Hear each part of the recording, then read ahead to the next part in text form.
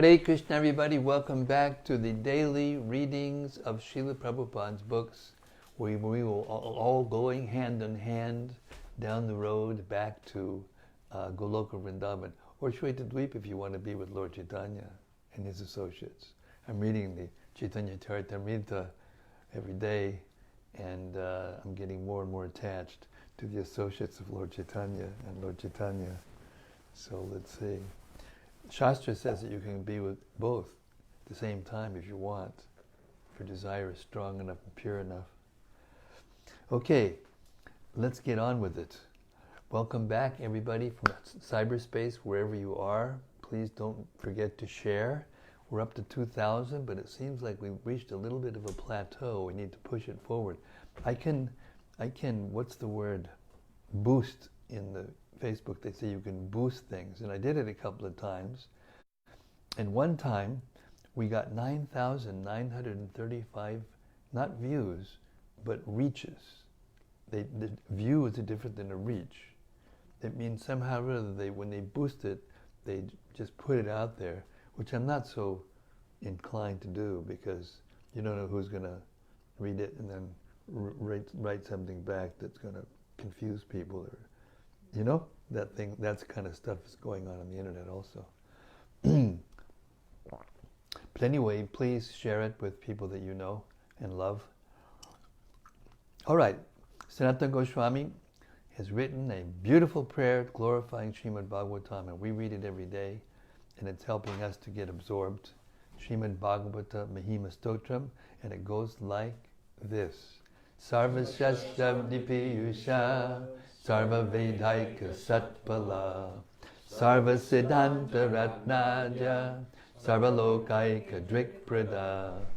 O nectar from the ocean of all scriptures, singular fruit of all the Vedas, rich mine of the precious gems of all conclusive truths, you are the only giver of sight to all the worlds.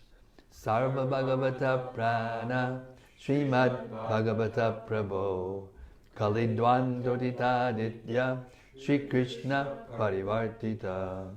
O life air of all the Supreme Lord's devotees, O Master Srimad Bhagavatam, you are the sun risen in the darkness of Kali. You are the exact image of Shri Krishna. Paramananda Pataya Prema Varshakshadayate Sarvada Sarvasevyaya Shri Krishnaya Namostume. I bow down to you, who are supremely blissful to read. Your every syllable pours down a flood of prema. You can always be served by everyone. You are Shri Krishna himself. Madeka Bando Matsangin Madguru Mad Mahadana Mandistadaga Mad Bhagya Mad Ananda Namostute. My only friend, my constant companion, my spiritual master, my great wealth, my savior, my good fortune, my source of ecstasy, I bow down to you. Asadu saduta dayin atini chochata kada hanamun chagada chinmam premna rit kantayos buddha. O bestower of saintliness to the unsaintly, O exalter of the most fallen, please never leave me. Always appear in my heart and my voice with pure love. Om Namo Bhagavate Vasudevaya. Om Namo Bhagavate Vasudevaya. Om Namo Bhagavate Vasudevaya.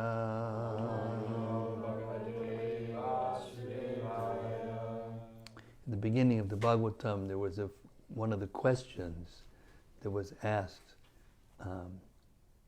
was that there's so many religious scriptures and not all of them agree with one another.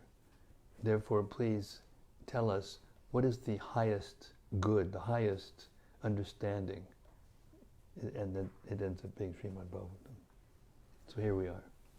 We've reached the 52nd verse of the 2nd chapter of the 11th canto, and Havis is continuing to explain what a devotee is, in all different classes of devotees and degrees of elevation in devotional service.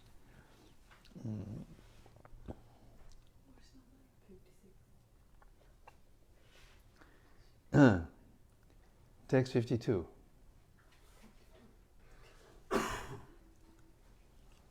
When a devotee gives up all selfish conception by which one thinks this is my property and this is his, and when he is no longer concerned with the pleasures of his own material body or indifferent to the discomforts of others, he becomes fully peaceful and satisfied. He considers himself simply one among all the living beings who are equally part and parcel of the Supreme Personality of Godhead. Such a satisfied Vaishnava is considered to be at the highest standard of devotional service. Again, it's elaborate on what it means to be an Uttamadhikari. Purport. The vision described by the phrase Sarva Bhuta Sama, seeing all living entities equally, does not include one's vision of the Supreme Personality of Godhead. In this connection, Srila Madhvacharya has quoted from the Harivangsha as follows: Nakvapi jivam Vishnu tve sangsritau moksha eva cha. Under no circumstance should one consider the living entity equal to Lord Vishnu, either in conditional life or in liberation. The impersonal speculative philosophers are fond of imagining that although in our present illusion we appear to be individual entities, at liberation we shall all merge into God and be God. Such wishful thinkers cannot reasonably explain how the omnipotent God could arrive at the embarrassing position of having to enter a yoga studio, pay weekly fees, press his nose, and chant mantras to regain his divinity. As stated in the Vedas, Nityo Nityanam Chetanas Chetananam Eko Bahunam Yo Vididati Kaman. Katha Upanishad 2.2.13. The individuality or plurality of living entities is not a product of material existence. The word Nityanam, denoting the plurality of eternal entities, clearly indicates that the living entities are eternally individual parts and parcels of the Lord, who is the singular, unique entity, described here as Eka. In the Bhagavad Gita 1:21, Arjuna said to Krishna, Ritam stapya me chuta. My dear Arjuna, please place my chariot between the armies. This body is also Rata, a vehicle, and therefore the best policy is to request the infallible Lord to take charge of our conditional body and guide us on the path back to the kingdom of God. The word Achyuta means the infallible, or one who never falls. Learned or sane human beings will not entertain the silly notion that the omnipotent, omniscient God has slipped and fallen because of Maya. No amount of wishful thinking can erase our eternal servitorship at the lotus feet of the Lord. This fact is stated by the Lord himself in the Varaha Purana. Naivam tvaya nu mantavyam jivatmaham iti kvachit sarvair gunair sampanam daivam mam gyattum artasi. One should never think of me, one should never think me one of the ordinary living entities in the jiva category. In fact, I am the reservoir of all opulences and godly qualities, and therefore you should understand that I am the Supreme Lord. According to Jila Jiva Goswami and Srila Vishwanath Chakrabarti Thakur, this verse of Srimad-Bhagavatam does not forbid using a particular object in the Lord's service, since a devotee is free to use anything favorable for serving Lord Krishna. This acceptance of favorable objects in the service of Krishna is called Yukta Vairagya. As stated by Srila Rupa Goswami, Nirbandha Krishna Sambandhe, one should be attached for Krishna's sake, never for one's own sake. If one interprets this verse to indicate that one should not exercise control over any material object, even if it is favorable for serving Krishna, one falls into the bad understanding called Palgu Vairagya, or immature renunciation. Great kings, such as Maharaja Yudhishthir and Maharaj Parikshit, engaged the entire earth, and other Vaishnavas have engaged the entire universe in the service of Krishna. But they completely gave up the sense of their personal proprietorship. That is the point made in this verse. Just as one becomes very much concerned about any pain in one's own body, one should be concerned with bringing the conditioned souls to the platform of devotional service, so that all of their suffering will be banished forever. That is the actual purport of not distinguishing between one body and another. Text 53. The lotus feet of the Supreme Personality of Godhead are sought even by the greatest of demigods, such as Brahma and Shiva, who have all accepted the Supreme Personality of Godhead as their life and soul. A pure devotee of the Lord can never forget those lotus feet in any circumstance. He will not give up his shelter at the lotus feet of the Lord for a single moment. Indeed, not for half a moment, even in exchange for the benediction of ruling and enjoying the opulence of the entire universe. Such a devotee of the Lord is to be considered the best of the Vaishnavas. Purport.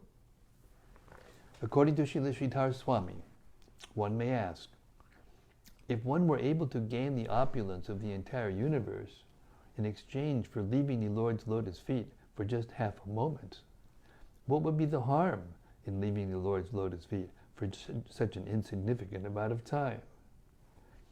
The answer is given by the word akunta smriti. It is simply impossible for a pure devotee to forget the lotus feet of the Personality of Godhead, since everything that exists is in fact an expansion of the Supreme Lord. Since nothing is separate from the Supreme Lord, a pure devotee of the Lord cannot think of anything but the Lord, nor can a pure devotee contemplate ruling or enjoying universal opulence. Even if given all the opulence of the universe, he would immediately offer it at the lotus feet of the Lord and return to his position of a humble servant of the Lord. The words ajitatma suradibir vimgriyat are very significant in this verse. The lotus feet of Lord Krishna are so opulent that even the lords of all material opulence, namely Brahma and Shiva, as well as the other demigods, are always searching for a glimpse of the Lord's lotus feet. The word I always have problems with this word, vimrigyat. The word vimrigyat indicates that the demigods are not actually able to see the lotus feet of the Lord, but are endeavoring to see them. An example of this is given in the 10th canto, when Lord Brahma offers prayers to Vishnu, begging the Lord to rectify the disturbances on the earth. A similar verse is found elsewhere in Srimad-Bhagavatam 11:14. Na param mestyam, na mahendradishnyam, Nasarva Bhaumam, Narasadi Patyam, Nayoga Siddhir Apunar Bhavam Va, Mayarpitat Mech Chatimad Vinanyat. The devotee who has offered his soul to me does not want anything if it is separate from me. Not the position of the supreme demigod of the universe, Brahma, nor that of Lord Indra, nor kingship over the entire earth, or over the lower planetary systems, nor the mystic perfections of yoga, nor even freedom from the cycle of rebirth. According to Srila Vishwanath Chakravarti Thakur, the word ajitatma can also be taken to mean ajitendriya, or those whose senses are uncontrolled. Although the demigods are all to be respected as devotees of Lord Vishnu, the absence of gross material discomfort in the higher planetary systems makes them tend to become affected by the bodily concept of life. And sometimes they experience some spiritual difficulty due to the gorgeous material facilities available to them. Such disturbances, however, cannot exist within the mind of a pure devotee of the Lord, as indicated in this verse by the word akunta smriti. According to Srila Bhaktisiddhanta Saraswati Thakur, we can understand from this verse that since none of the material facilities available in any of the universal planetary systems can distract a pure devotee of the Lord, such a devotee can never possibly fall or become inimical to the Lord's service. Text 54. Bless you. How can the fire of material suffering continue to burn the hearts of those who worship the Supreme Lord? The Lord's lotus feet have performed innumerable heroic deeds, and the beautiful nails on his toes resemble valuable jewels. The effulgence emanating from those nails resembles cooling moonshine, for it instantly relieves the suffering within the heart of the pure devotee, just as the appearance of the moon's cooling ray light relieves the burning heat of the sun. Purport. When the moon rises, the expansion of its rays drives away the distress of the sun's fierce heat. Similarly, the cooling rays emanating from the lotus nails of the personality of Godhead's lotus feet vanquish all distress for the Lord's pure devotee. According to the Vaishnava commentators, it is to be understood from this verse that material lust, exemplified by uncontrolled sexual desire, is exactly like a blazing fire. The flames of this fire burn to ashes the peace and happiness of the conditioned soul, who perpetually wanders in 8,400,000 species of life, vainly struggling to extinguish this intolerable fire. The pure devotees of the Lord place the Lord's cooling, jewel-like lotus feet within their hearts, and thus all of the pain and suffering of material existence are extinguished. The word Uru Vikramangri indicates that the Lord's lotus feet are quite heroic.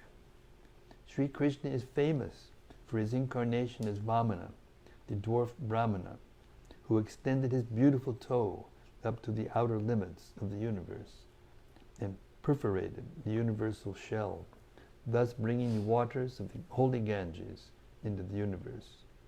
Similarly, when Krishna was entering the city of Mathura to challenge the demoniac king Kamsa, and his entrance was impeded by a ferocious elephant named Kuvalayapida, Lord Krishna kicked the elephant to death and peacefully entered the city gates.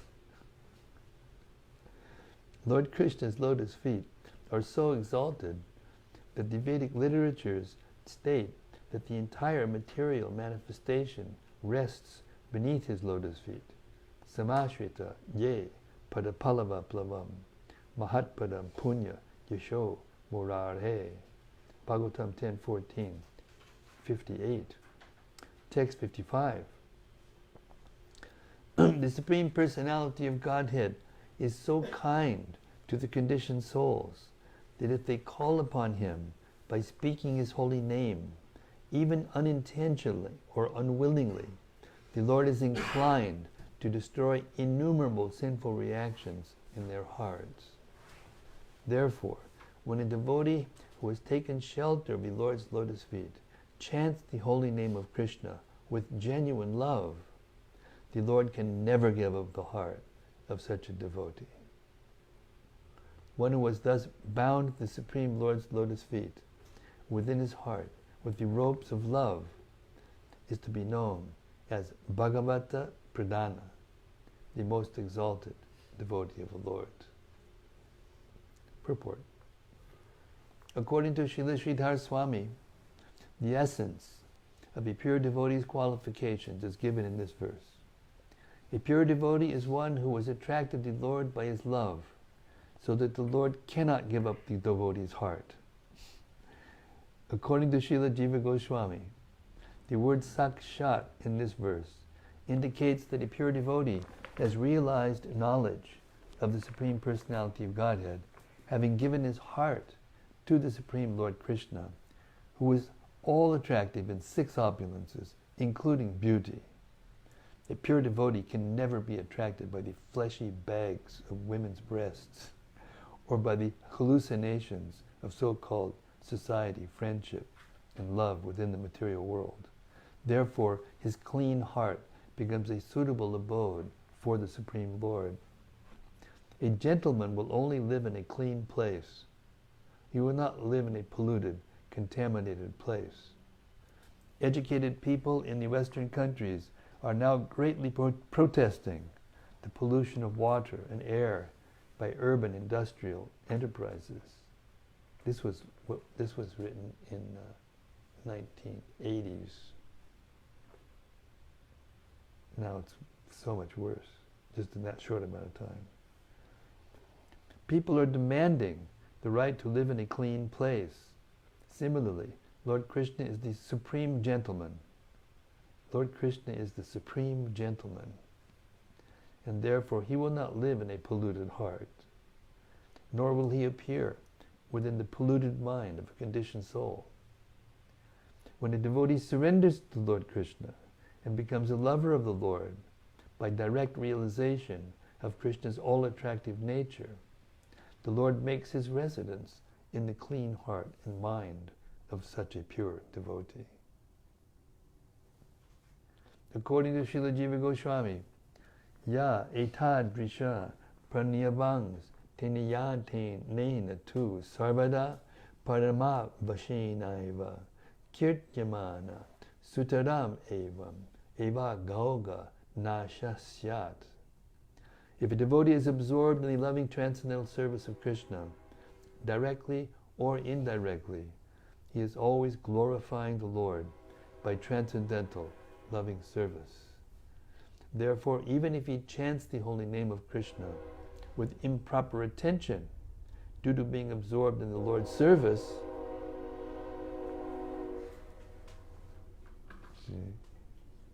always trying to distract us, take us away from this.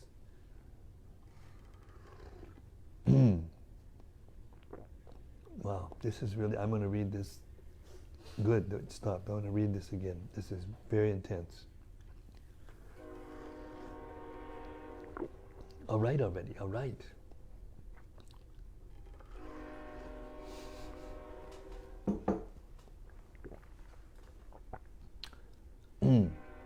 If a devotee is absorbed in the loving transcendental service of Krishna, directly or indirectly, he is always glorifying the Lord by transcendental loving service.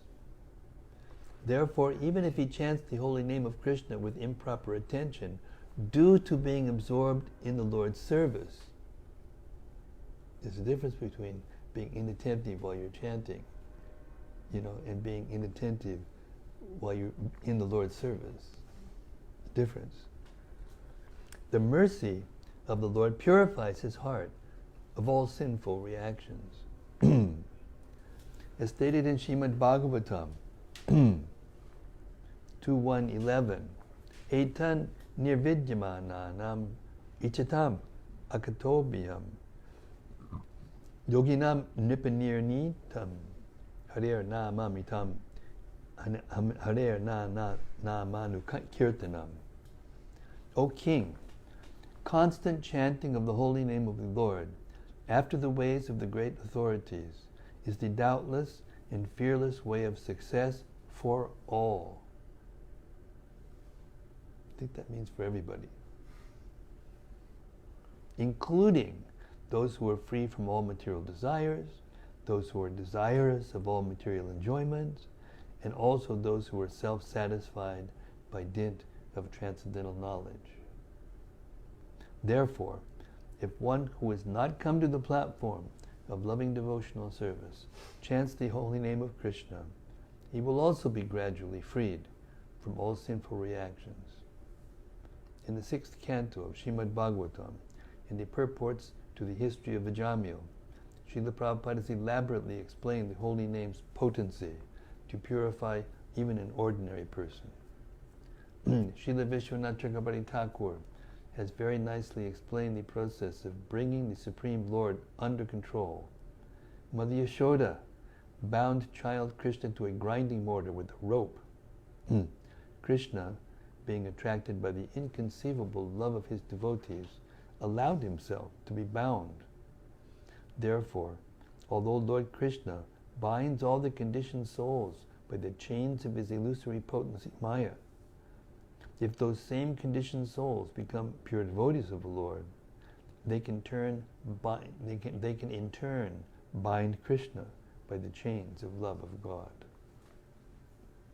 According to Srila Bhaktisiddhanta Saraswati Thakur, all the world's inauspicious conditions due to sinful activities can be immediately eradicated by the chanting of the Lord's holy name. The Supreme Personality of Godhead never leaves the hearts of those who give up all sinful behavior and chant His holy name. Even if such chanting is not yet perfect, devotees who always remain in the Lord's service will gradually come to the stage of premanishta, or steady love of Godhead. Then they are to be considered Mahabhagavatas, or pure devotees of the Lord. Thus end the purports of the humble servants of His Divine Grace, A.C. Bhaktivedanta Swami Prabhupada, to the 11th canto, 2nd chapter of Srimad-Bhagavatam, entitled Maharaja Nimi Meets the 9 Yogendras.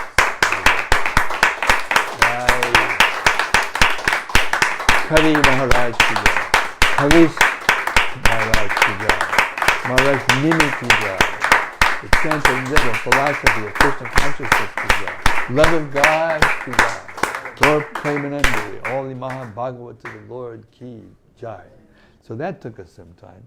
How long? How many days was that for one chapter? Do we have a record? It took many days. Okay. Now we're going to move on.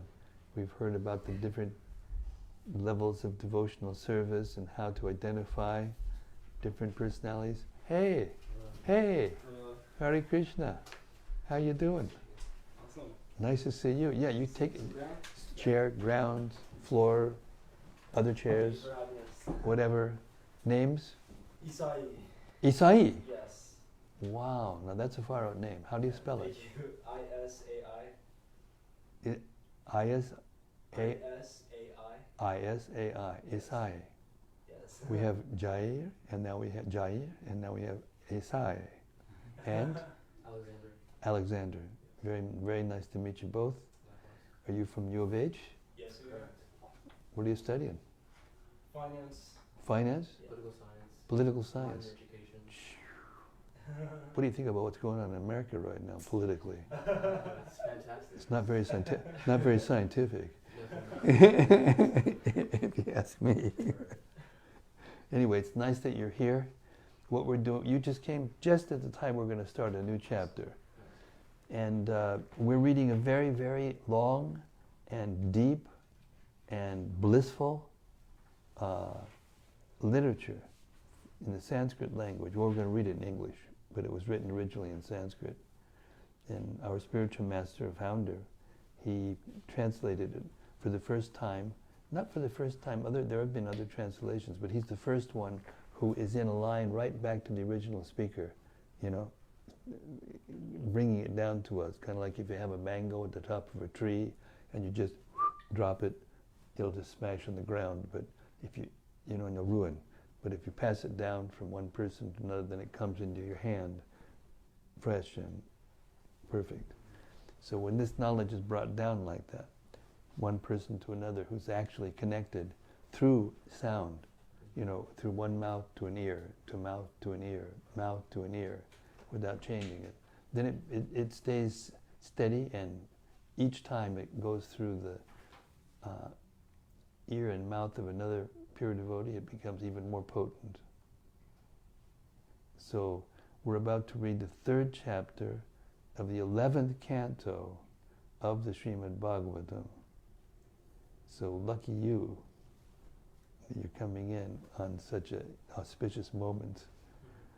And the topic of this is called the liberation from the illusory energy. And what's happening is, anyway, I'll read the summary, it'll tell you what's going on here. Liberation from the illusory energy. In answer to 4 questions spoken by Maharaja Nimi, this chapter describes the nature and activities of the illusory potency, Maya, the method of becoming free from Maya's insurmountable grip, the transcendental situation of the Supreme Lord Narayana, and the process of karma yoga, by which one becomes free from all material activities. The Supreme Personality of Godhead, the original cause of all causes, created the 5 material elements from which the material bodies of the conditioned souls are created, so that the conditioned souls may cultivate either sense gratification or ultimate liberation. Appearing as a supersoul, the Supreme Lord enters the material bodies of the created beings and activates the 11 senses of the conditioned souls. The conditioned soul misidentifies the created material body with his actual self, and thus engages in various fruitive activities. Impelled by the reactions of his own activities, he repeatedly takes birth in various species of life, and thus suffers greatly until the time of the cosmic annihilation. When the annihilation is imminent, the soul of the universal form withdraws the entire material creation within himself, and then he himself enters into the original cause of all causes. In this way, the Lord empowers his illusory potency, consisting of the 3 modes of material nature, for the creation, maintenance, and annihilation of the material universe. Accepting the roles of male and female in the material world, the conditioned souls unite in sexual relationships. Although these souls constantly make material endeavors to eliminate their unhappiness and unlimitedly increase their pleasure, they inevitably achieve exactly the opposite result.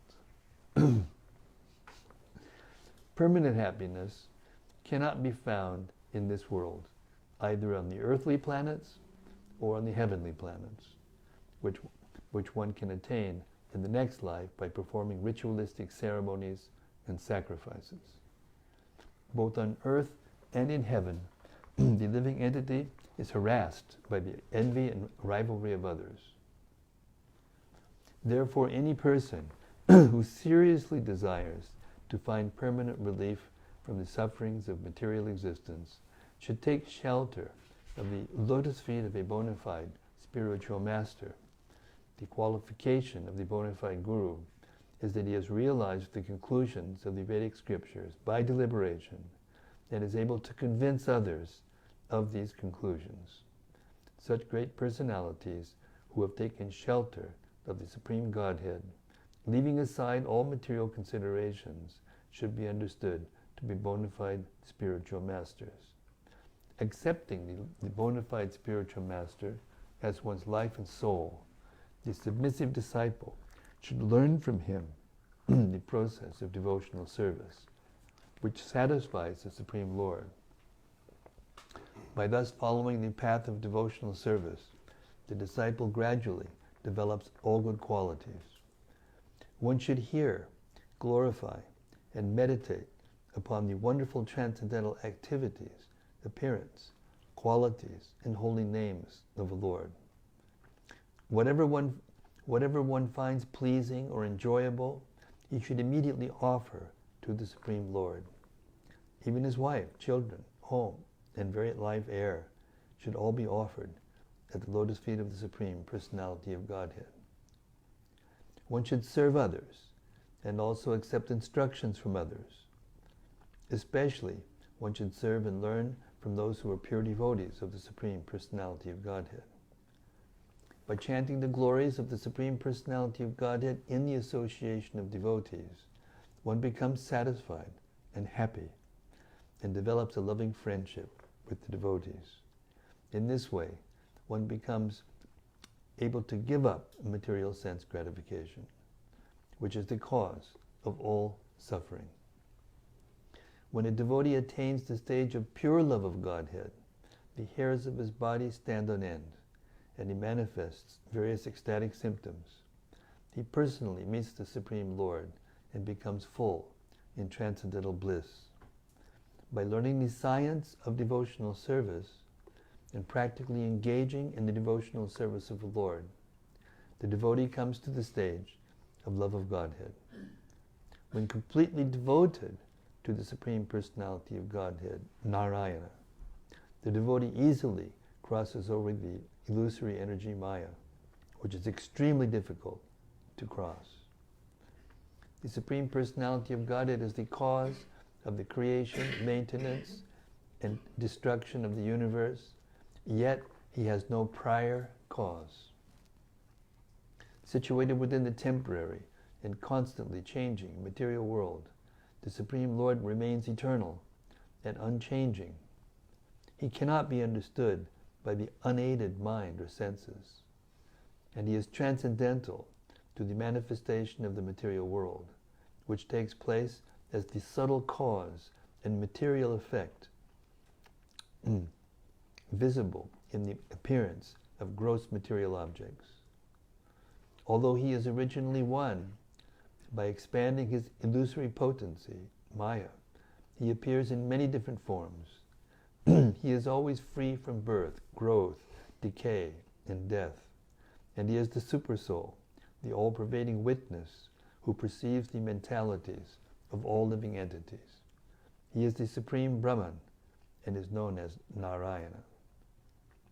When one seriously engages in devotional service to the lotus feet of Lord Narayana, the impure desires lodged within one's heart as a result of one's previous work within the three modes of material nature are destroyed. When the heart is thus purified, one can directly perceive both the Supreme Lord and oneself as transcendental entities. Through authorized study of the transcendental Vedic literature, one can properly understand the meaning of prescribed duties, non-performance of such duties, and forbidden activities. This difficult subject matter can never be understood by mundane speculation. Vedic injunctions indirectly lead one to the path of ultimate liberation by first prescribing fruitive religious activities, just as a father promises his child candy so that the child will take his medicine. If an ignorant person who has not conquered the material senses does not perform the Vedic injunctions, he will certainly engage in sinful and irreligious activities. Thus his reward will be repeated birth and death. On the other hand, if one executes the regulated activities prescribed in the Vedas without attachment and offers the result of such work to the Supreme Lord, one attains perfect freedom from the bondage of material work. The material fruitive results offered in the revealed scriptures are not the actual goal of Vedic knowledge, but are meant for stimulating the interest of the performer. If a conditioned soul worships the Supreme Lord Hari by following the regulations found in the Vedic literatures, such as the Tantras, he will quickly become free from the bondage of false ego. When a devotee obtains the mercy of his spiritual master, who reveals to him the injunctions of the Vedic scriptures, he worships the Supreme Personality of Godhead in the particular personal form he finds most attractive. In this way, the devotee quickly becomes liberated from all material bondage. So this is a summary of the chapter we are about to read, and it shows that we're talking about a science. It's not political science or some other kind of science, but it's a spiritual science. And it requires study and practice, theoretical knowledge and practical application of knowledge. And as we do that, then we become elevated spiritually, and we can perceive for ourselves, not just because we were told by a book, but we can actually see for ourselves who we are, what the world is, and so on and so forth. And then we can become happy. Until that, we're struggling like anything. Everybody, without exception. Okay, text 1. King Nimi said,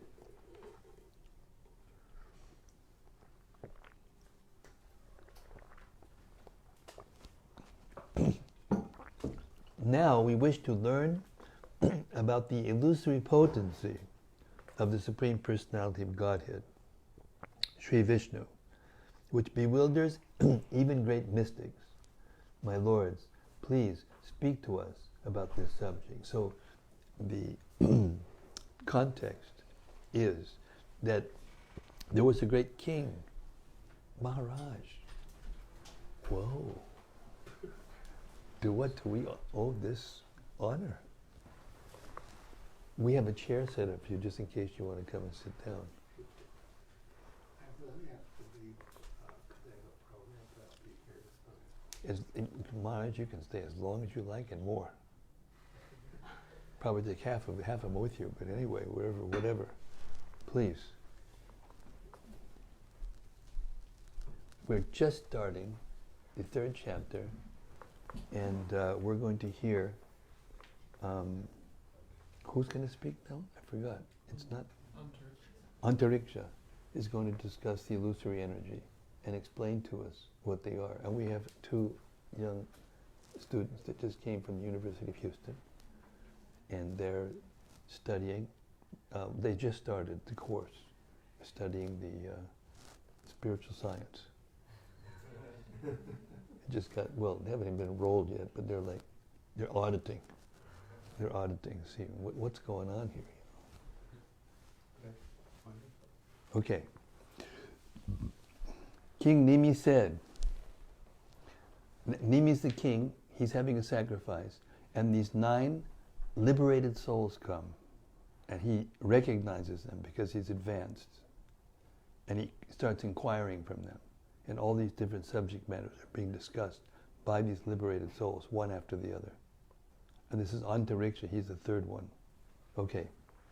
King Nimi said, now we wish to learn about the illusory potency of the Supreme Personality of Godhead, Sri Vishnu, which bewilders even great mystics.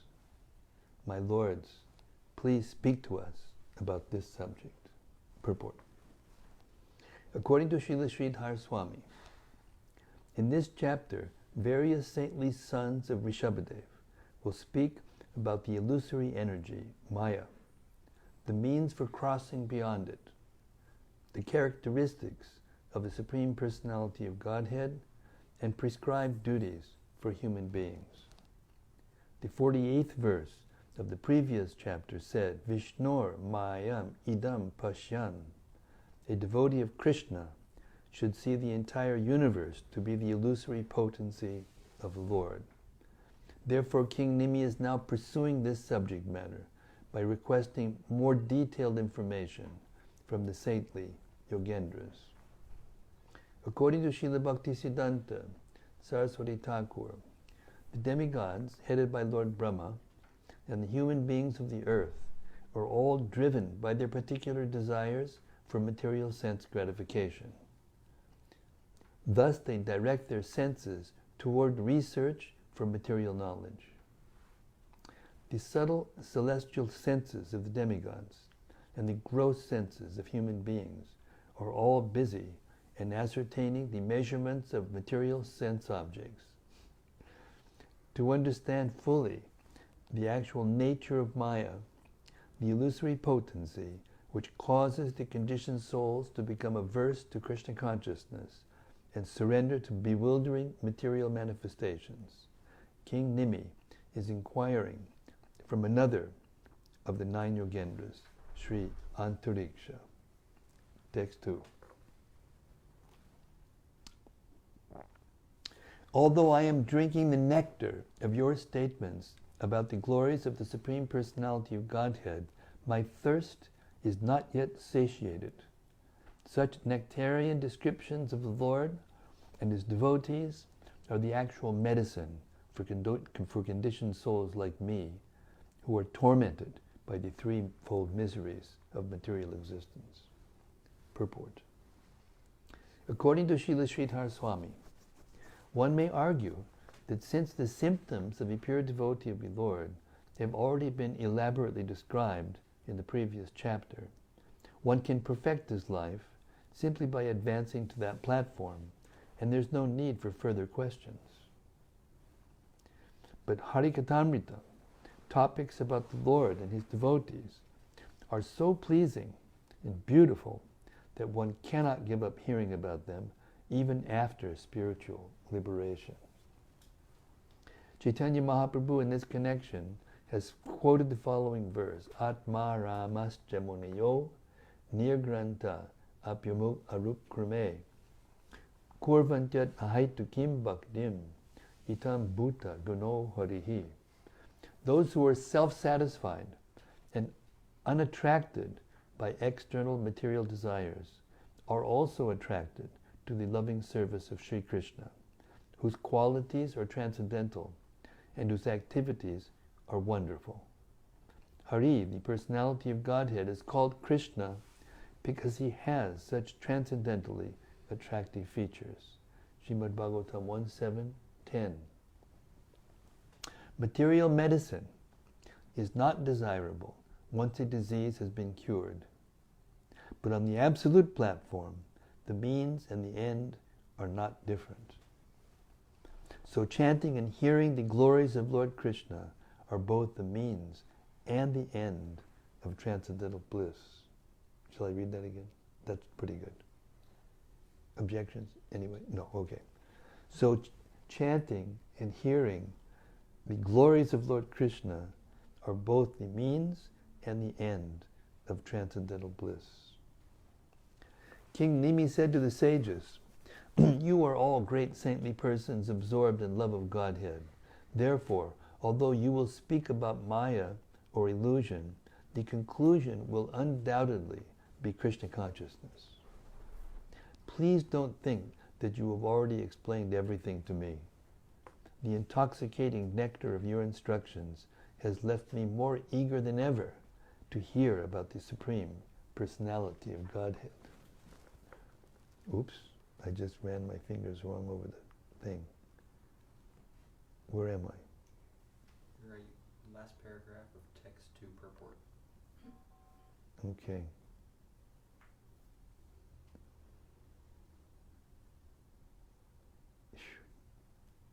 Text 2 purport. I went like this and it went because it's this big file. Okay. King Nimi? Yes. Thank you. King Nimi was also a great devotee of the Lord. Otherwise, there would have been no question of his personally conversing with such exalted living entities as the 9 Yogendras.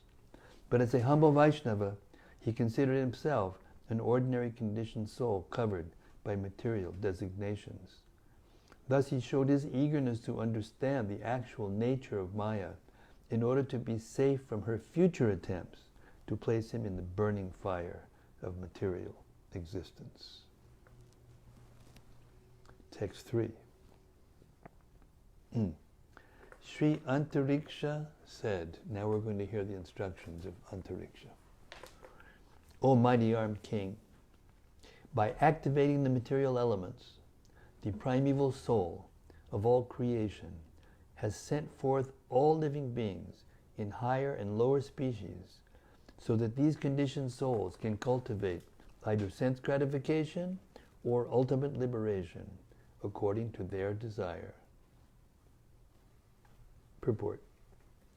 According to Srila Vishwanath Chakravarti Thakur, the illusory energy, Maya, is explained in this verse through a description of her potencies, namely the modes of material nature. In the Bhagavad Gita, Lord Krishna has described Maya as Gunamayi, consisting of the material modes of nature. The material modes of nature are alluded to in this verse by the word Uchchavachani, high and low species of life. Various species of life become manifest, as do varieties of beauty, ugliness, strength, weakness, and other characteristics within a particular species, according to the proportionate development of the modes of nature. As confirmed in the Bhagavad Gita 13.22, Karanam Gunasangosya Sarasad Yoni Janmasu. This is due to the living being's association with material nature in good and evil species. Similarly, we find this statement, Urdvam Gachchanti Satpasta Madhye Tishtanti Rajasaha Jaganya Guna Vritista Ado Gachchanti Tamasaha. Those situated in the mode of goodness gradually go upward to the higher planets. Those in the mode of passion live on the earthly planets, and those in the mode of ignorance go down to the hellish worlds. Bhagavad Gita 14:18. The three general divisions of material life are called Deva, Tiryak, and Nara. That is, demigods, superhuman creatures, and human beings. In the various species of life, there are various facilities for material sense gratification. Different species are distinguished by different formed senses, such as the genitals, nostrils, tongue, ears, and eyes. Pigeons, for example, are given the facility for almost unlimited sex. Bears have an ample opportunity for sleeping. Tigers and lions exhibit the propensities for fighting and meat-eating. Horses are distinguished by their legs for swift running. Vultures and eagles have keen eyesight, and so on. The human being is distinguished by his large brain, which is meant for understanding God. There you have it. The phrase Sumantratma Prasidaye is very significant in this verse. The word swa indicates possession. All living beings belong to the Supreme Lord, Mavaibangsho Jivaloke, Jivabhutak Sanatanaha. Therefore, according to this verse, they have two options, Matra Prasidaye and Atma Prasidaye. Matra refers to the material senses, and Prasidaye refers to effective accomplishment. Therefore, Matra Prasidaye means efficiently engaging in sense gratification. On the other hand, Atma Prasidaye refers to Krishna consciousness. There are two categories of Atma, the Jivatma, or ordinary living entity, who is dependent, and the Paramatma, the supreme living entity, who is independent. Some living entities desire to understand both categories of Atma. And in this verse, the word Atma Prasidaye indicates that the material world is created to give those living entities the opportunity to achieve such an understanding and thus return to the kingdom of God, where life is eternal and full of bliss and knowledge. Srila Sridhar Swami confirms this by quoting a verse from the Veda Stuti of Srimad-Bhagavatam 1087, 2. The Veda Stuti. Burindriya manak pranam jananam asrijat prabhuhu matrartam cha bhavartam cha atmane kalpanayat cha. The Lord created the intelligence, senses, mind, and vital air of the living beings for sense gratification, for performing sacrifices to attain higher births, and ultimately for offering sacrifices to the Supreme Lord. According to Srila Jiva Goswami, the actual purpose of the Lord's creation is only one: to facilitate the advancement of devotional service to the Lord Himself. Although it is stated that the Lord facilitates sense gratification, it should be understood that the Supreme Personality of Godhead does not ultimately condone the foolishness of the conditioned souls. The Lord facilitates sense gratification, matra prasiddhaye, so that the living entities will gradually understand the futility of trying to enjoy without Him. Every living entity is part and parcel of Krishna. In the Vedic literature, the Lord gives a regulative program so that the living beings can gradually exhaust their tendencies to be foolish and learn the value of surrender unto Him. The Lord is undoubtedly the reservoir of all beauty, bliss, and satisfaction, and it is a duty of all living entities to engage in the loving service of the Lord. Although these are apparently two purposes for creation, it should be understood that ultimately the purpose is one. The arrangement for sense gratification is ultimately meant to bring living entities to the single purpose of going back home, back to Godhead. And we stop our readings tonight and open up our open mic program. Since we have a saint visiting, it's a wonderful opportunity before somebody reaches out and grabs and pulls him out to get his transcendental comments on what we've just read. So,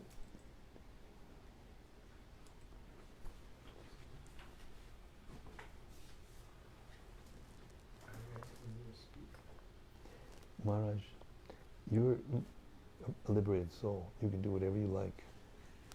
Are you asking him to ask me questions, or are you asking him to speak?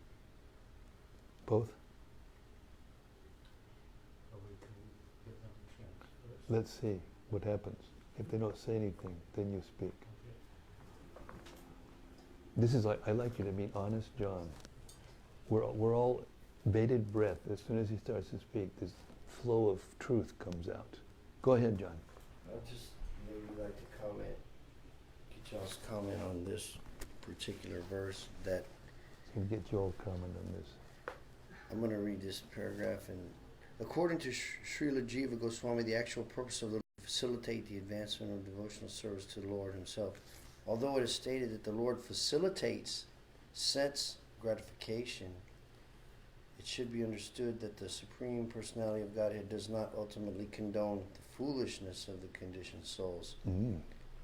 The Lord facilitates sense gratification so that the living entities will gradually understand the futility of trying to enjoy it without Him. I was hoping you'd ask.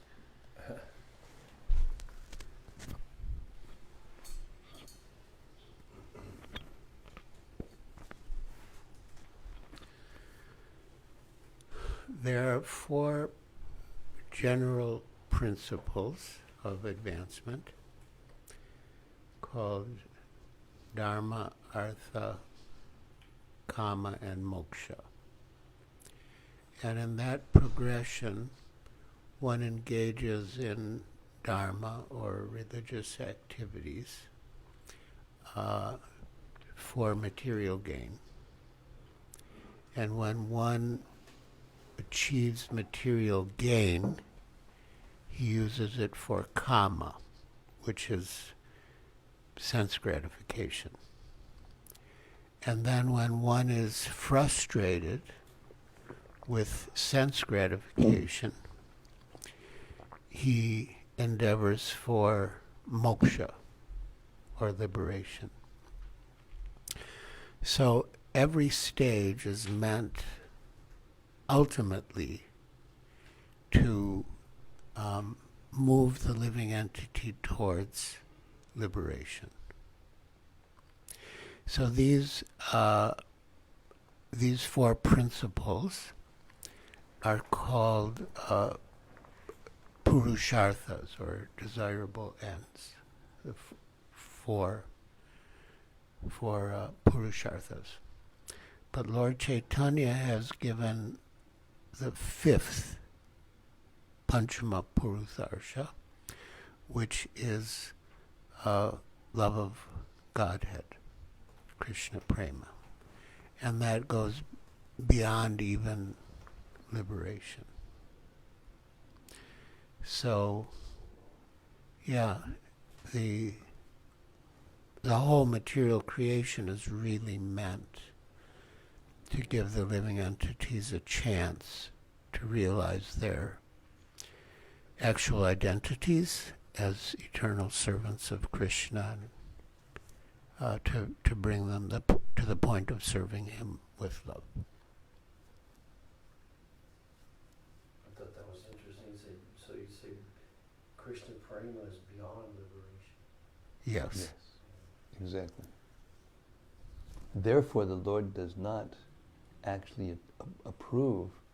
That's why he calls it foolishness to search for the purusharthas when the actual goal is the 5th, or prema, is foolish. So he although he allows them to do the gradual process, at the end of the day, he advises and inspires and even directs them from within to eventually come to prema.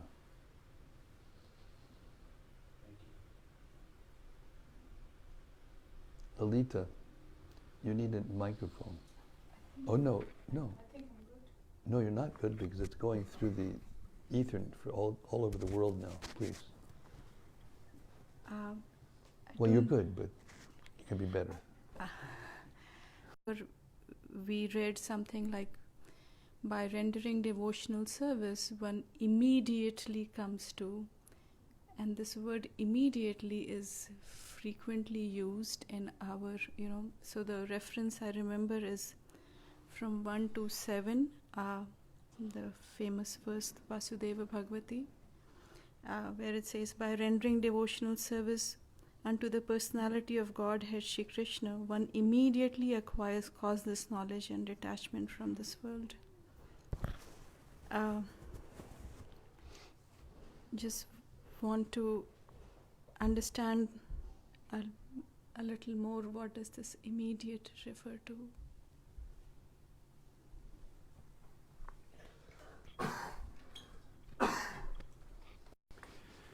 In the Bhakti Rasamrita Sindhu, which Srila Prabhupada has rendered in a summary study as the Nectar of Devotion, Srila Rupa Goswami describes 6 general characteristics of devotional service. And 2 of them come at the stage of sadhana bhakti, 2 come at the stage of bhava bhakti, and 2 come at the stage of prema bhakti. And one of the 2 that comes at the stage of sadhana bhakti is that devotional service brings all auspiciousness. And auspiciousness includes happiness. That's part of the definition of auspiciousness. So even though there may be other levels of happiness in the succeeding stages, but there is happiness in the beginning stage. And so, immediate means that you don't have to wait to come to a more advanced stage. Janiyatiya suvairagya jnanamya ahitukam. And it is practical. I mean, even newer devotees, they do have knowledge and detachment more than, karma yogis or jnana yogis or ashtanga yogis. But at the same time, as Rupa Goswami explains in the Nectar of Instruction, one should have patience.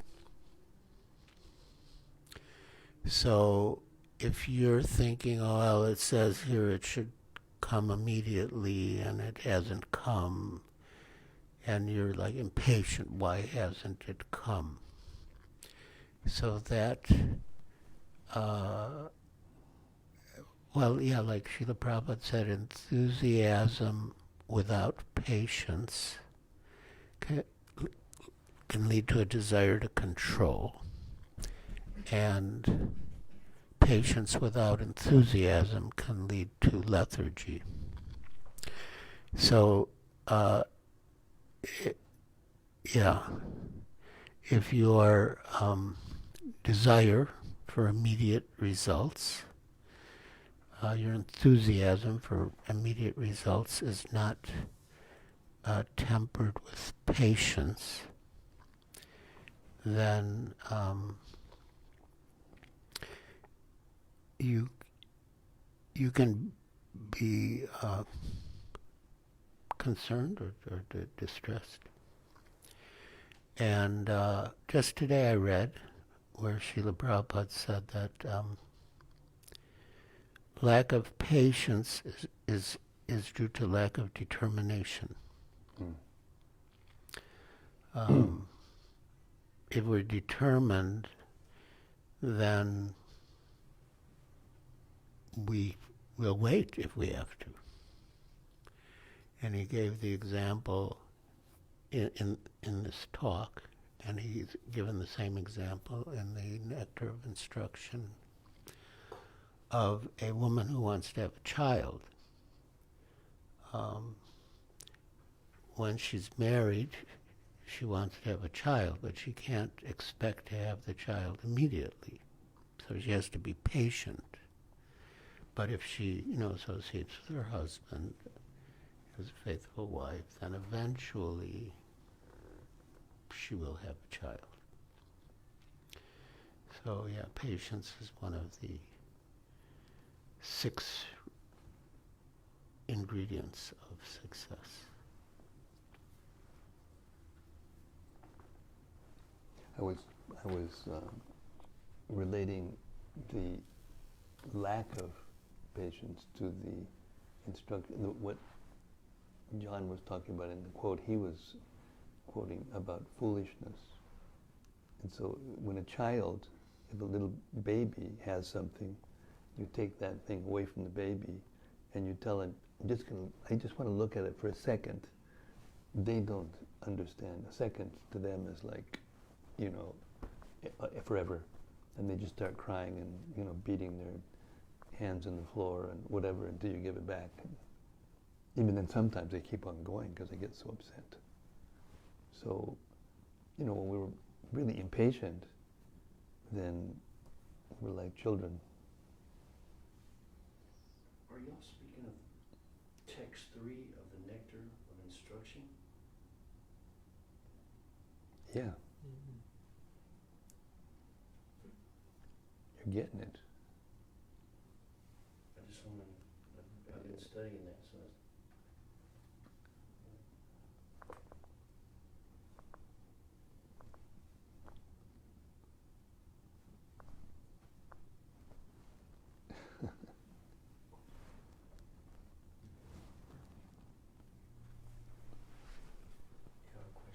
Introduce yourself. Oh, my name is Isai Mena. Isai Mena. What Yes. a nice name. Thank you.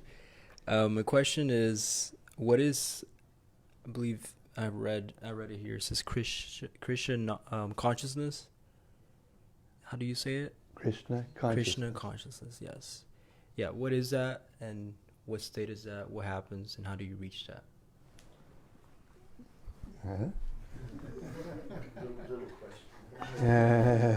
Perfect question. Well, consciousness, consciousness. So consciousness has to be of something. There's no such thing as consciousness in a void or a vacuum. So Krishna consciousness means consciousness of Krishna, the Supreme Personality of Godhead. Now, to be Krishna conscious, to always be conscious of Krishna, we have to, in a preliminary sense, have faith in Krishna, and in an ultimate sense, love for Krishna. Like if you love someone, then you naturally think of the person all the time. So if you love Krishna, then you naturally think of Krishna all the time, which means you're Krishna conscious. And when you're Krishna conscious, you don't have to take birth again in the material world. So you understand, well, I don't know if you do because it's your first visit, but that our identity as a living being is as soul, Atma, and the Atma is distinct from the body. And at the time of death, the Atma leaves the body and goes somewhere, because the Atma is eternal. And where it goes depends on our activities in life and our consciousness at the time of death. And if we're conscious of Krishna at the time of death, then we go to Krishna. And when we go to Krishna, we assume our eternal spiritual identity, and we don't have to take birth again in the material world. But if we think of something other than Krishna, then we have to take birth again in the material world according to our thoughts and activities. And in every birth in the material world, we have to suffer. There are different miseries. And four in particular, we cannot escape. Janma, Mrityu, Jara, Vyadi. Birth, death, old age, and disease. And nobody wants those, but when we have a material body, they're forced upon us. So we don't want to come back and have a material body and suffer. We want to go to Krishna and get our spiritual identity and enjoy with Krishna. And we can do that by becoming Krishna conscious. You know, when our spiritual master first came from India to America, he noticed that on the bills, there's a phrase, "In God we trust." And then after staying here for just a short time, he became aware of the fact that they didn't really know who God was. And therefore he asked the question, how do you trust him? Why do you trust him? Who are you trusting? And he didn't get any answers from anybody, so then he thought, oh, this is a problem.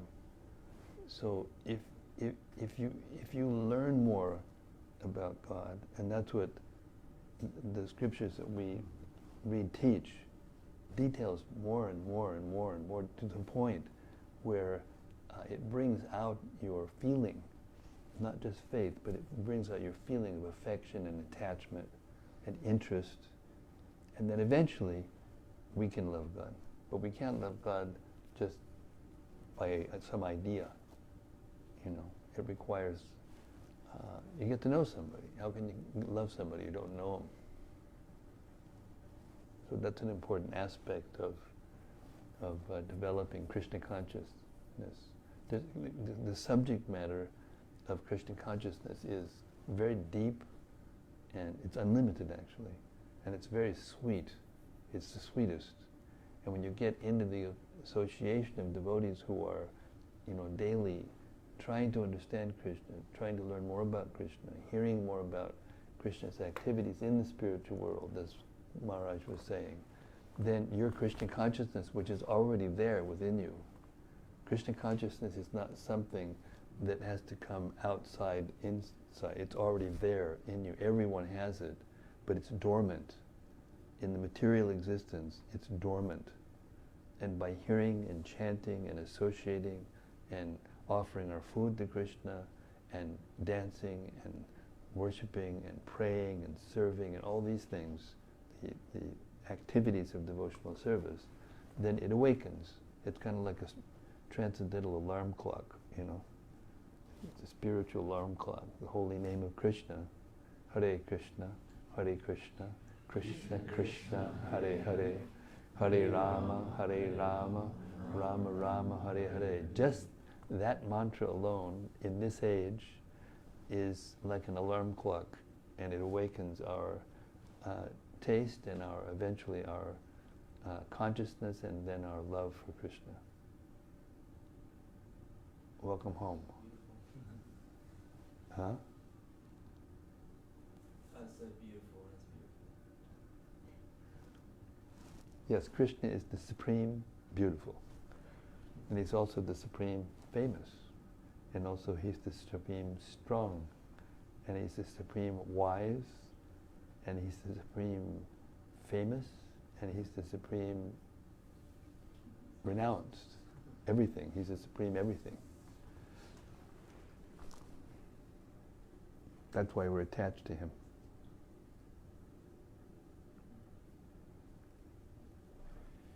I should leave for that program. Oh, all right. Don't think that we're going to be happy about it. Don't expect us to be happy about it. But we realize that these things happen. These things happen. I'll hurry back for tomorrow's reading. Please, thank you. The more the better. More the merrier, huh? Yeah.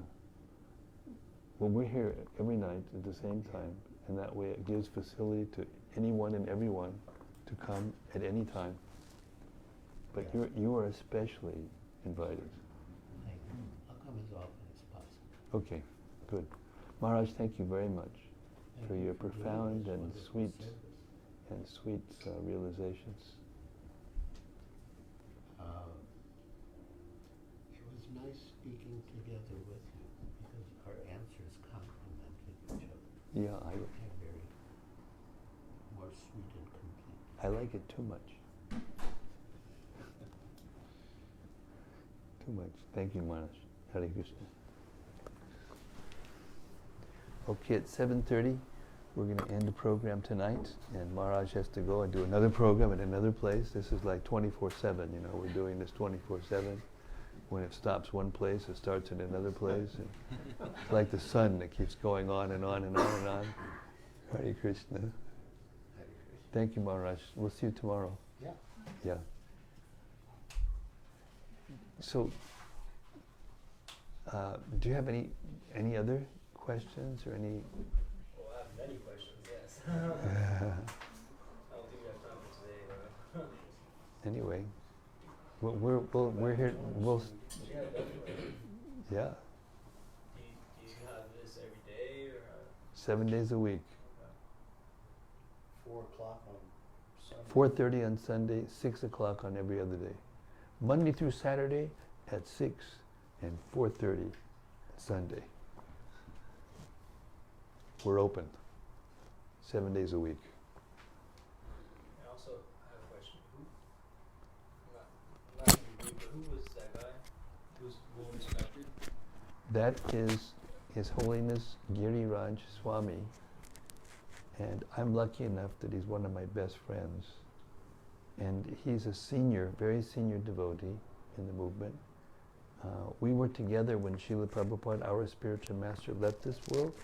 We were together in Vrindavan, and it was very sweet. And we were serving together in Bombay, 1978. And anyway, know each other for a long time. And he's senior, very senior devotee. He spent a lot of time with Srila Prabhupada, our spiritual master, and he's famous for his erudition and his writing. He just finished his book. Did you know that? Just finished the book, and it's going to the printers, or to be laid out for the printers. Yeah.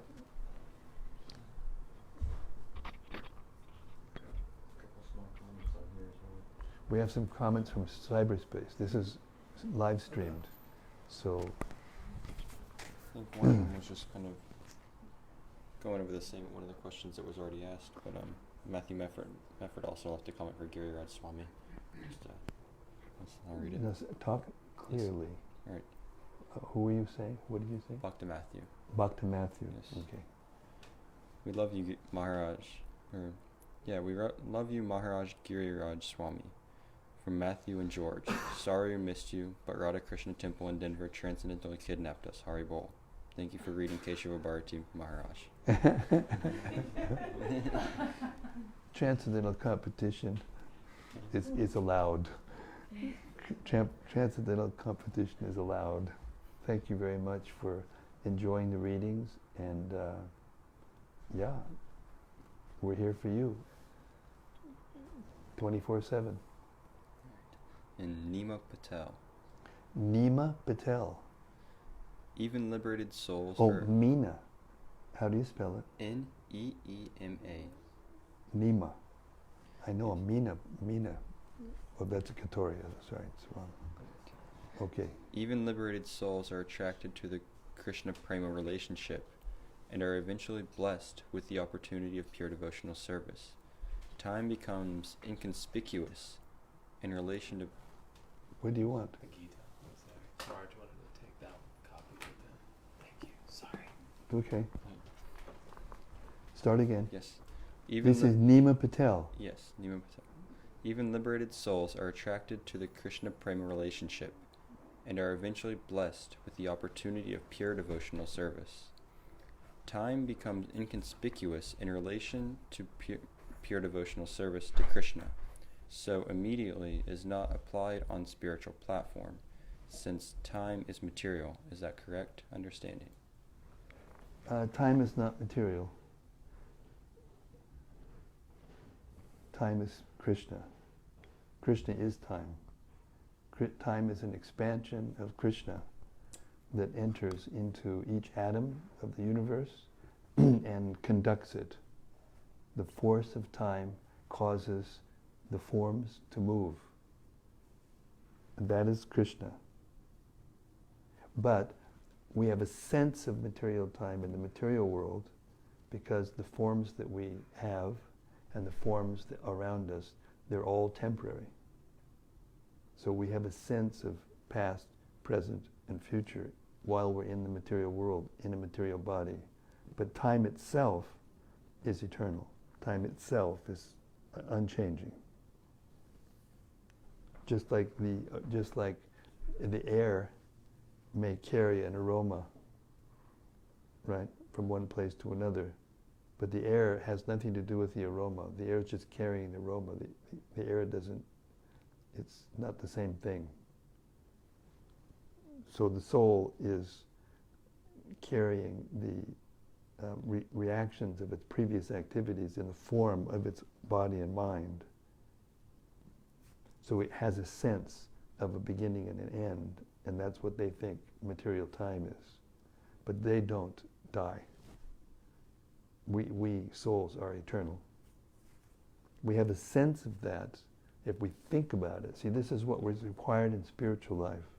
Prabhupada used to say, this takes a little intelligence to understand. But we remember, all of us in this room, all of us out there listening, we remember when we were, I don't know, I remember something about 3, 4 years old. You have to go. Don't blame you. Running off. And some people can remember, Prabhupada remembered when he was less than 3 months old. He can remember a specific thing that happened. His sister, he was laying on the lap of his sister, and she was knitting something, and he can remember exactly the pattern that she was knitting. That's special. But most of us can remember when we were 3, 4, 5 years, you remember something. So we remember being there with the same person, but our body has completely changed. If you put up a picture of, all of us in this room at, 2 days old, who would be able to pick out who's who? It's not possible, because the body's completely changed. The body has changed. This is science. Every single cell of the body has died and been reborn, to the point where now our body is completely different than it was then, but we're still there. This is the beginning instruction of spiritual science. It's given by Krishna in the Bhagavad Gita, in the very beginning. Dehinosmin yata dehe komaram yomanam jara tata dihantara praptir didas tatra yamuyati. It means the embodied soul, just as the embodied soul changes from one body to another, babyhood, boyhood, adulthood, and old age. So similarly, at the time of death, it goes into another body. Tatadihantara praptir. Praptir means it gets another body after this material body. Just as we've been getting another body in this body, And dhiras tatra namuyati means that a person who's dhira, who's actually sober, who actually understands that they're not the body and is fixed in that conception, in that spiritual conception, they're not disturbed when the body is changed. That's called liberation. When we're not disturbed when the body changes, it's a kind, liberation is a kind, this touches the point about the difference between why a liberated soul is also attracted to Krishna consciousness. Because one can be liberated and be free from the sufferings of material existence, of time and space and all these things in the material world, but still not be a lover of Krishna, not have a spiritual conception, a personal conception of God. Therefore, but a person who's in that liberated condition, when they hear about Krishna, they become attracted also. So therefore, the liberated condition is not the ultimate condition. It's better than mundane, material life, but it's not as good as spiritual, personal existence with God in the spiritual world. There is ananda. Ananda means blissfulness or loving relationships, permanent loving relationship. Here we have loving relationships, but none of them are permanent. The more attached we get somebody, then when they leave, the more we suffer.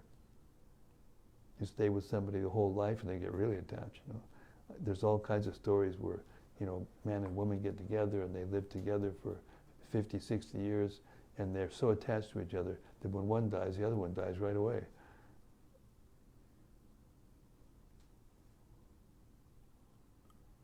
So this is the beginning of spiritual life. The first step, the conception that we are not the body, as Maharaj was so nicely explaining, but we are an eternal spiritual being. And in that spiritual being has a form, an original form. The body is inert. It's made of inert material energy. It's not actually, when the soul leaves the body, then the body is useless. It can't feel, it can't move, it can't work, it can't do anything. When it's all the parts are there. Sometimes when a loved one leaves, we'll lament, oh, my son has left, my wife has left, my father has left, my whatever. But we say, but he's lying in the bed. What are you talking about? No, he's gone. That means he hasn't seen the soul. So the soul's consciousness activates the body. The body is actually inert. It cannot actually do anything on its own. Just like you have a car, and the car sits there, and unless it has a driver in it, it just sits there. It can't drive on its own. Of course, now they're trying to make driverless cars, but that may change the philosophy a little bit. I may have to use another example, but actually it's a fact. Then as soon as it gets into an accident when there's no driver, then they sue the whole company, you know. I'm sorry, go ahead. Yeah, you had a question, right? I was going to say... Give the mic. Wait, we got to have... Last question. So there's never a last question in Krishna consciousness. Yeah, that's true. Yeah. Is the soul stagnant, or is it always growing or dying? The soul is eternal, ever-changing, and never changes. It never gets old, never dies, never gets sick, It's never takes birth. Yeah. That's the spiritual world. There's a world that is the prototype of this world, and this world is patterned after that world, but it's like a shadow. It doesn't have the same properties as the original. Just like the shadow may look, you can put up and you can make funny characters with the shadow, but it doesn't have the same potency. Or a reflection in your reflection in a mirror looks like you, but it doesn't. You touch it, it doesn't have the same, feeling and the same warmth, the same. And when you raise your right hand, and your left hand raises in the mirror, it's backwards. And you move away from the mirror, and the form goes away. So it's temporary. These are the properties of reflection. So the material world is a reflection of the spiritual world. The material world is reflected into the material energy. I mean, it's more complicated than that because it's three-dimensional and there's so much to it. But there's a science that can explain exactly how that amalgamation happens, how the material energy is created, how it's subtle and then it develops and transforms into grosser and grosser energies, and then the parts come out, and they're assembled, and then you have the material world. How that goes on is explained in such graphic, deep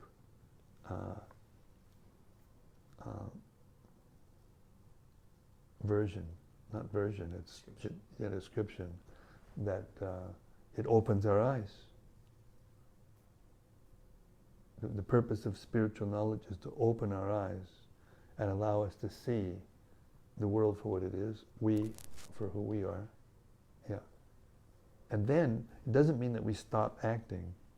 Krishna consciousness doesn't mean you just stop doing what you're doing, but it means you learn who the energy belongs to actually, and we learn how to keep our consciousness focused on God, on Krishna. It's very similar to different religions of the world. The difference is there's a concrete concept of God in terms of form and personality, and the spiritual world is described in great detail, and how the material world, like I said before, acts in great detail.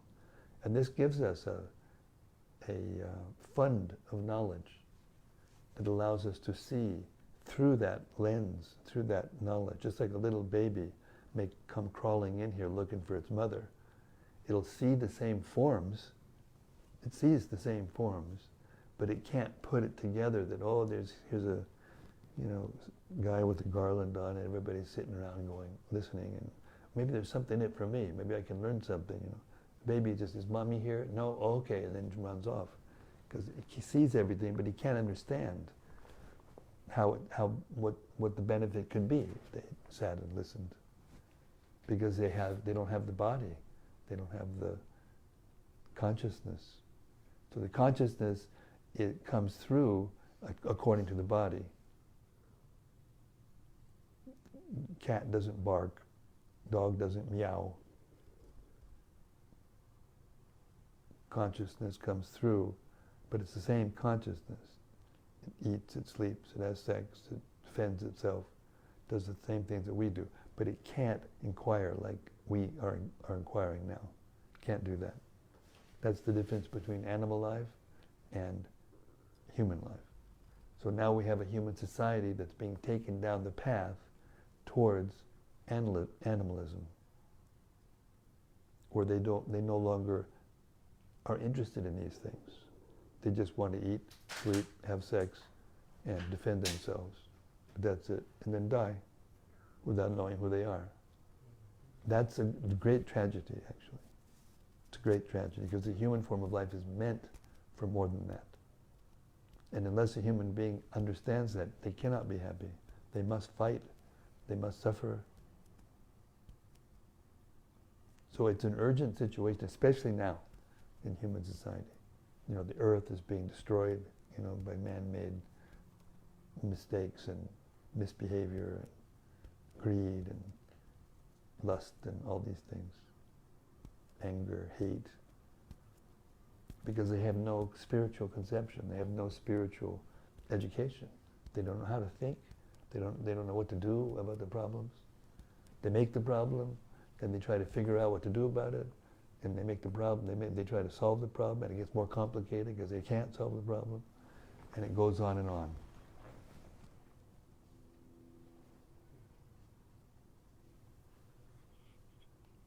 Thank you. Hare Krishna. Okay, I got to get very early in the morning, and I have to use my voice to record these things for an audiobook for our movement. So I'm going to sign off for now. It was very nice to meet both of you, and I pray that you come again, and I hope that we've stimulated your spiritual intelligence so that you'll want to inquire more and find out more about what's going on here. Thank you. Thank you, Hare Krishna. Okay, everyone, thank you so much. Srimad-Bhagavatam ki jai. Gaur Premanandi, Hari Hari Bol. See you tomorrow, same place, same station. Right here in the live studios of Radha Lane. See you tomorrow, Hare Krishna. Thank you. Hari Bol.